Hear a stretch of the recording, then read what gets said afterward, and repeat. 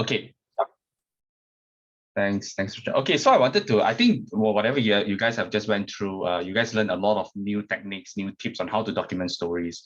And of course, those are Vin Jiang style of documenting story. There's no right, there's no wrong. And I wanted to share with you guys how do I document my stories. And a lot of these things, you guys probably don't know the number of the work that I've done behind the scene. And I wanted to kind of expose some of this to each and every one of you.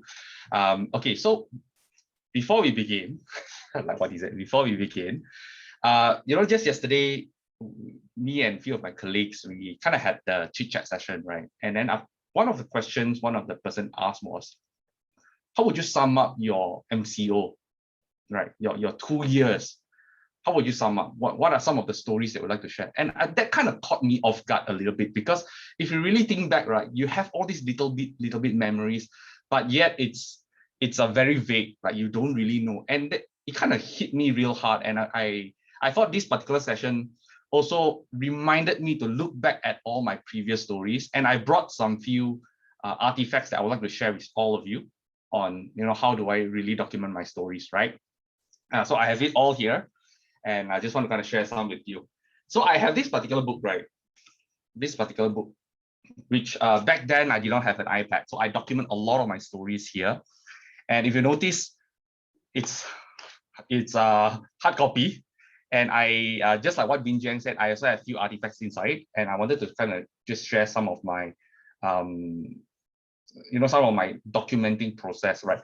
And now I treat this book as a way to communicate with my future self. Okay, with my future self. So if you look into the each of these page, right, I also have all the artifacts. Because ultimately, it's not what you document, it's the meaning you put into the things that you document. So this was one of my stories that I went to Philippines. And if you look at the next page, I think the previous page, you could see like, you can see this cliff diving, right, where I jumped from different areas of the cliff. And I felt that was something that resonated with me. And I felt that was a very good story to tell, because I know I had so much fear, but people in the water actually shouted at me, you can do it. And then eventually I jumped, and I didn't know how to swim, but the whole experience, and I kind of captured that. So this was my earlier cut when I started to document, and I have quite a lot, and it dated back up to, I think, 2013. So I have all these different stories. This was my experience. If you guys know that I did my championship speech around my experience with Ryan Avery. So this was my KLIA story. So I kind of drew it out, right? And I just want to point an attention. Okay, so like I had this was my first receipt of my first pay after 10 months, right? I had this was, I think it's a bit faded. This was my first time my friend treated me to a Starbucks when I had nothing. And then when I treated him back, I actually showed him this. So as you can see, a lot of times, right, it's not that story, it's the meaning you put to your journey, right? Even in Toastmasters, how many of you actually keep an archive and print out your script and file it in? Right? So that meaning you put to your experience is a way of documenting your experience. And the more you do it, you realize that the more you're able to capture, right? Even if you look into this, so all my context notes, I put it here. Okay, I wanted to go to one page that really you'll find it very interesting. Remember Vin Jiang mentioned about the light from the day you're born until now. So this was what the exercise that I did as well. So I had like a beginning of the year, and then what are some of the key pivotal moments in my life. So this was my facts roll exercise. Okay, and then this was my, I also list down values that I live by, because this would help me to capture my future self. Okay, so this was kind of my earlier earlier part of my stories documenting journey. And I also have this, but I keep all these different artifacts. So this was the one where I went to the airport and I picked up one of the renowned speaker, and because of that I get a VIP pass to be backstage, right? And this is an interesting one. Okay, this is an interesting one. In fact, when I read this, I actually felt a bit touched. This was a letter that I wrote to myself in 2015. All right. So, it says that I want you to know that you are worth, you are best in everything you do. go for big goals, but don't be greedy because keep your ego in check. And this was in 5 p.m. 24th of May 2015. And I wasn't a district champion back then. And I drew this where I was on the stage speaking. And true enough, 2 years later, I actually won the competition. But I wouldn't have that reflection if I did not write this. Imagine that would just probably be just another memory. But I took the effort to kind of document all these kind of things. Okay. So this is my first kind of like my first time doing a documentation. I wanted to share my screen to share with you some of the more latest way how I can document. So maybe let me just share my iPad here.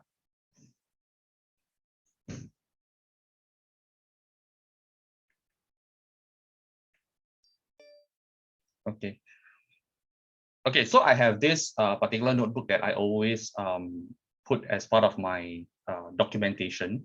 So I do have three things that I keep. I keep quotes, I keep humor, and I keep stories. So you can see there's a stories bank there. All right, there's a humor bank, quote bank. So for quote, I think these are just some some of the things that I feel I resonate with. So I just list it down, and a lot of times these kind of things you will use it one day, right? If it resonates with you, it speaks to you, document it down, right? So we have the quotes.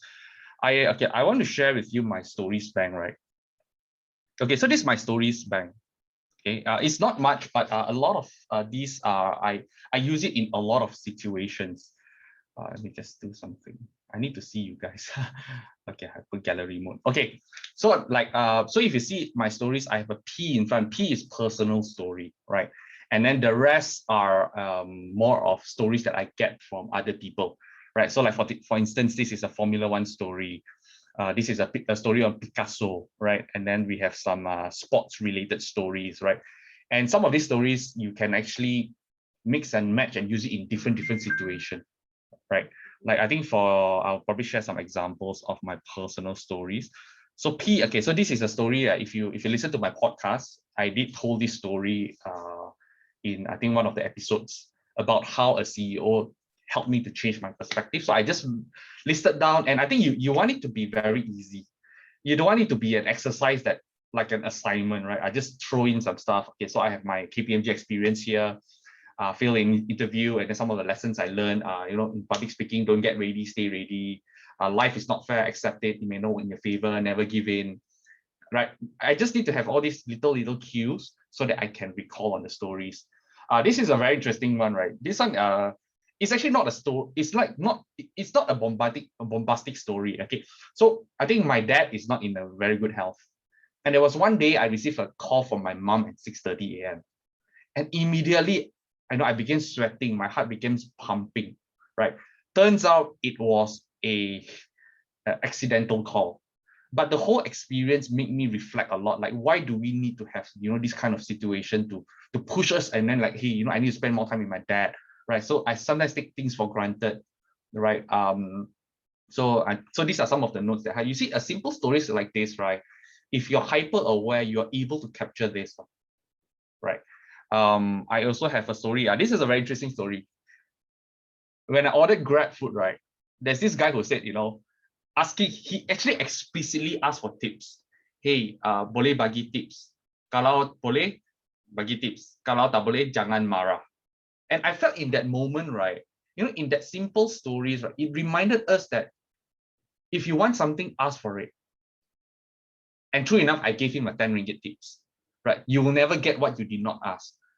So that simple story itself, I can use in a lot of situations, right? If one day my junior comes to me and he's struggling, and I want to tell him that, hey, it's okay to ask for help, then I can bring up this story, right?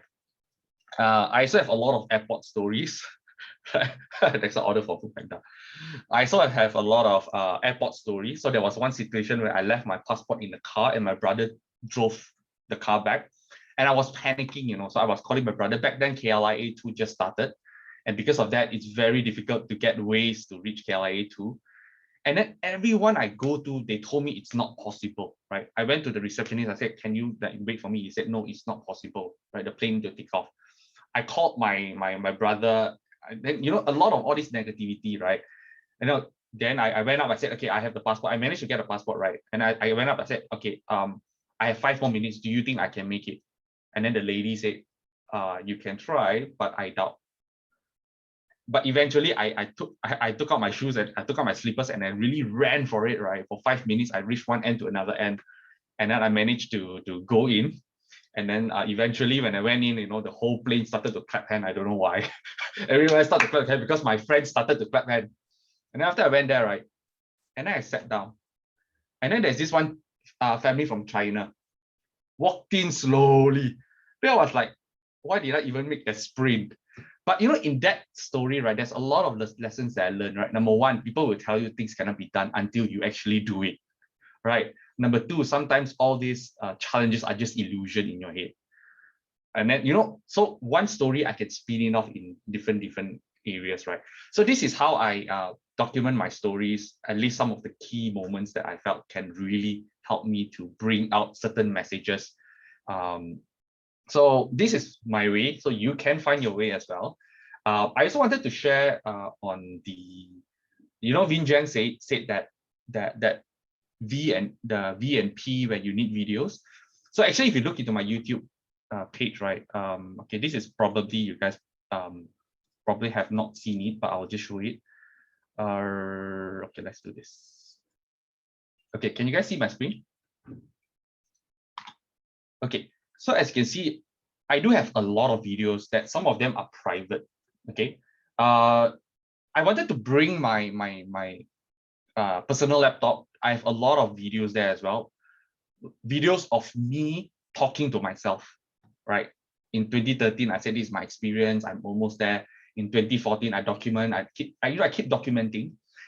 And then I have this one story. Okay, so I actually put in all my journey here. Okay, so this is actually a video of announcing me as the champion. So I keep it. So next time in future, if I have my keynote, I can just bring this up. I also have this particular video of Ryan Avery speaking to me. So if you know, this is one of the past world champions.